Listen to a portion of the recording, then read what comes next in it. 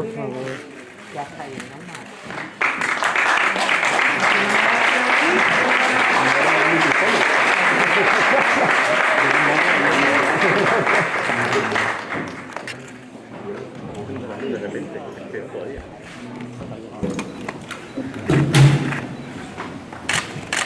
Hi.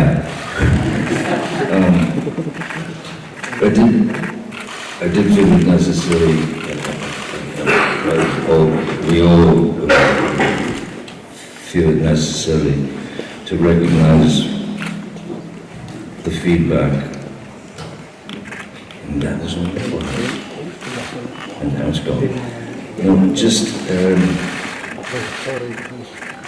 be welcome here to Spain so warmly, back in Spain again, but after the devastation, the catastrophic situation that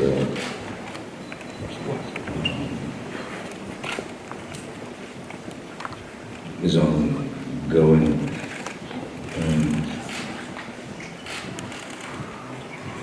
Though it's an honor and it's a privilege to be here, we're a sliver of an experience compared to the devastation and the things that people are going through. So our heart goes out to all of the people and to the country.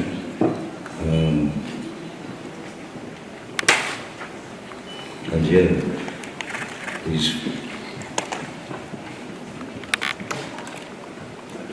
the resilience and the strength of the people is quite moving. So thank you for having us here at this time, and we would like to do anything we can to aid in any way. So let's get that heavy stuff. We'll leave that here, and then we'll talk about weird stuff. But thank you for having us, and our heart goes out to everyone with this horrific situation.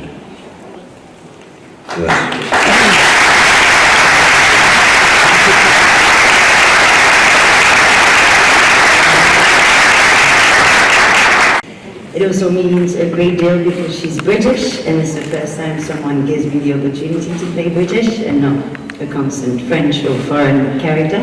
So thank you, Johnny, for this. I have been in these situations where the director will tell me that, because he spins us. I understand him.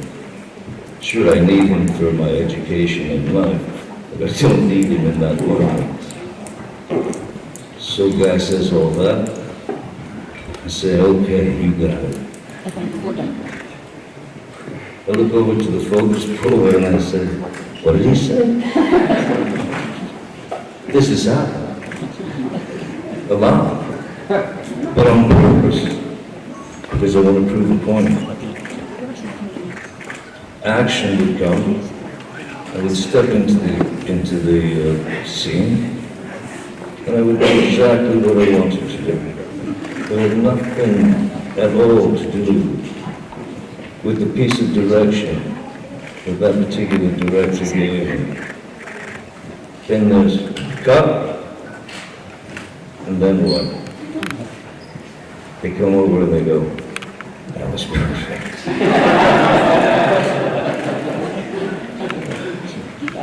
It's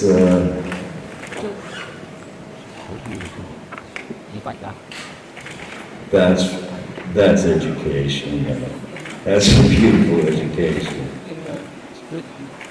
To be able to understand them, read them, and to see them understand also themselves and the amount of preparation they've done. Look, I've got 89 pages just on this scene alone. Jesus Christ, really? 89 pages, just psychological, this, that. images and stuff. Throw them out the window, man. You've already shot the movie. You've already shot this film. Why would you have all this stuff? Anyway, I'm just grumpy.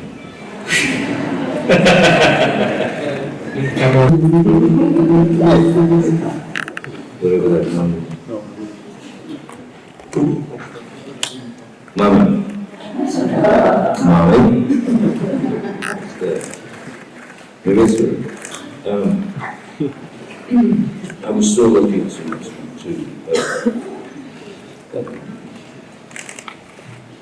this creature arrived, this perfect creature arrived in my sights at that time that we were podcasting the movie. And as soon as I took one look at her, it was pretty much done. So, good. Got it. So I feel very, very lucky. I mean, I'm someone who I don't watch my films. I don't like it. I don't like it. I feel like as an actor, once I give or add whatever I have and present choices, merely choices, to the director, my job's done. So the idea of watching the final product most of the time for me is really something that I'd rather not be aware of, because I've walked away with the experience. So having experienced that, and then of course experiencing working, it was a joy every day. And that's for real. It was a joy every day. There was no sort of. It was a very light set. It was a very creative set. Most important for me before we went into the thing was to be able to capture, not manipulate, or not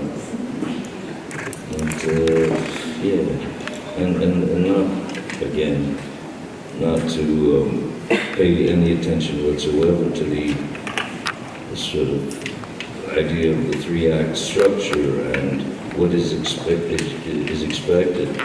For me, I think expectations are, if anybody has expectations about anything, expect a downer.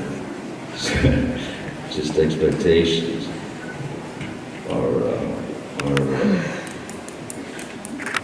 they're a bit greedy or something, because isn't it better to be on the journey and not know the result, and not know what's coming around the corner? So ultimately, it was the performance of the actors and the idea that the film is actually watching the film.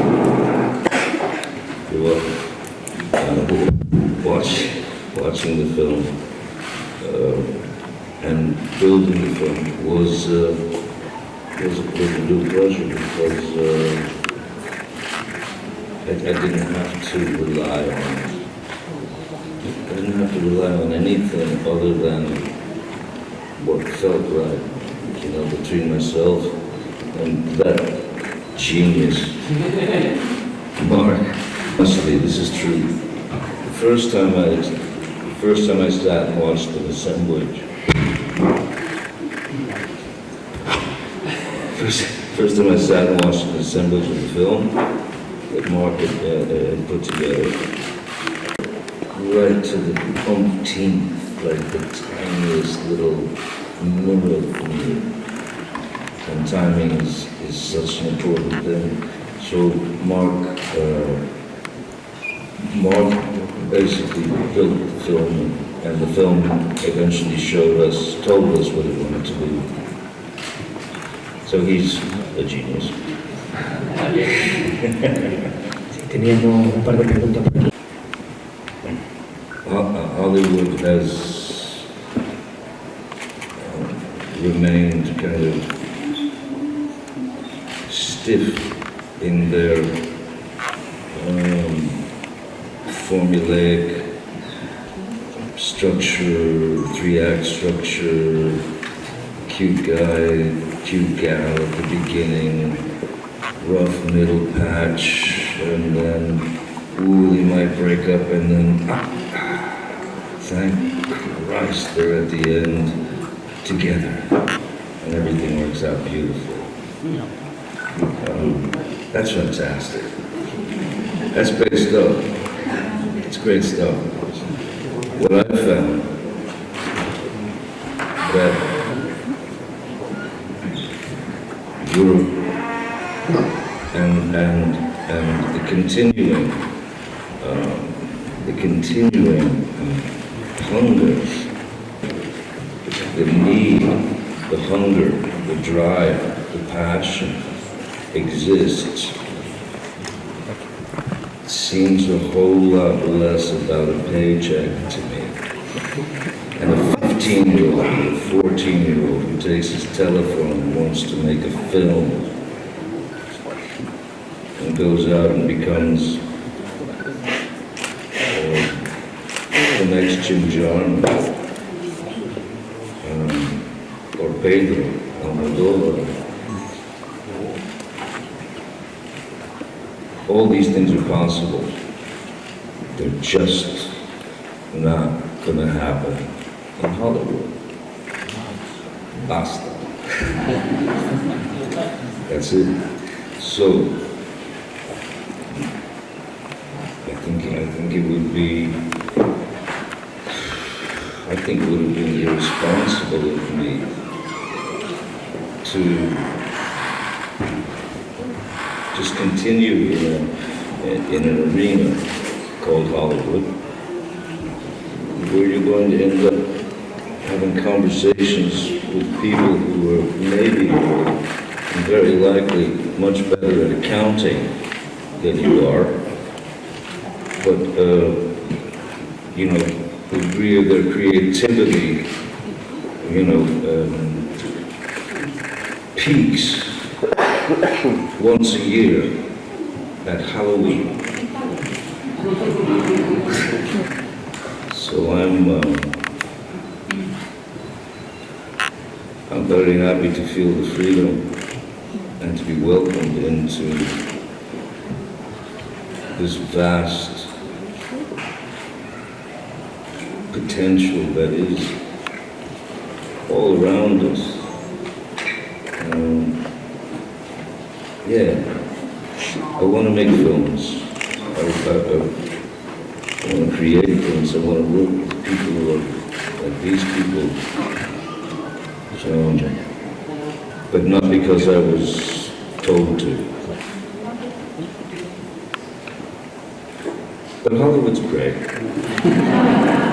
It really is. I think it's called schizophrenia.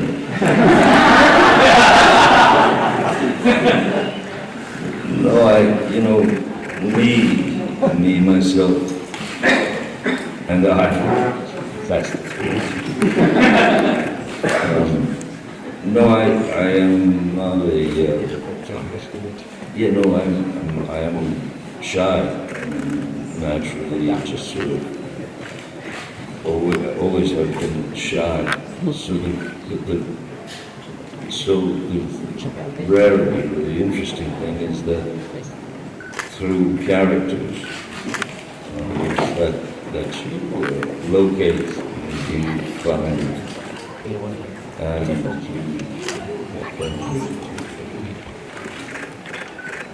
dedicate yourself to. When you know that character from the ground up, backwards and forwards.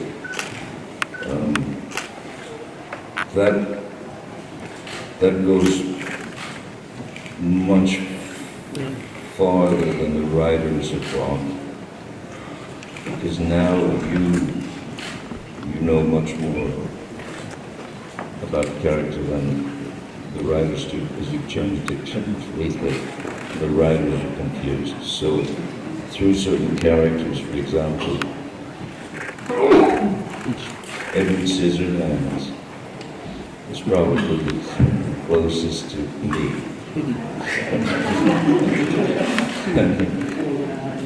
Likely that's the closest to who I am.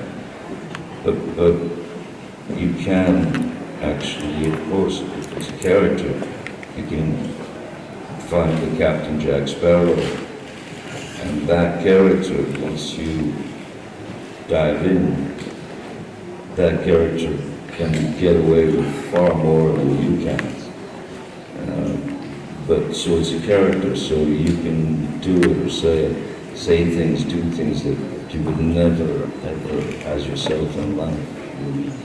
You just never would.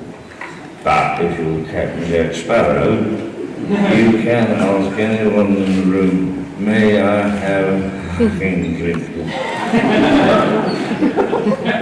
Because I quite thirsty. Where's it gone? Where's my drink gone? So it's a weird thing. You can go to these places as characters that you could never go as yourself. And so I don't know that it's healthy for you. I wouldn't recommend it, but that's what I've been doing for probably far too long. Bueno, pues con esta Thank exhibición you very much. tenemos que comenzar.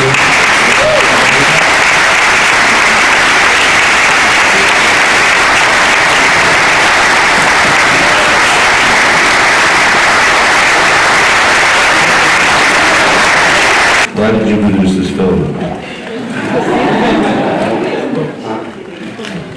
That's a very good question, but I don't regret it.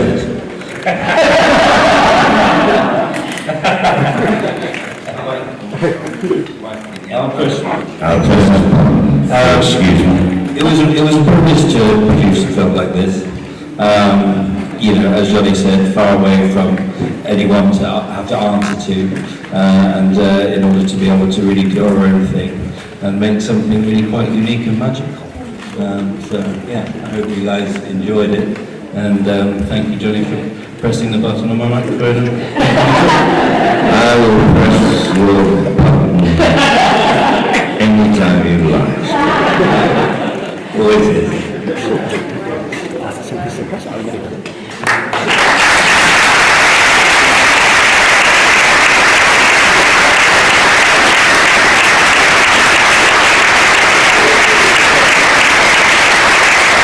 And I have a question for Antonia.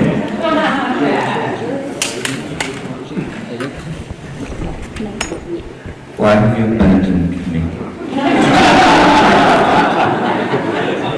I'm right here, Johnny.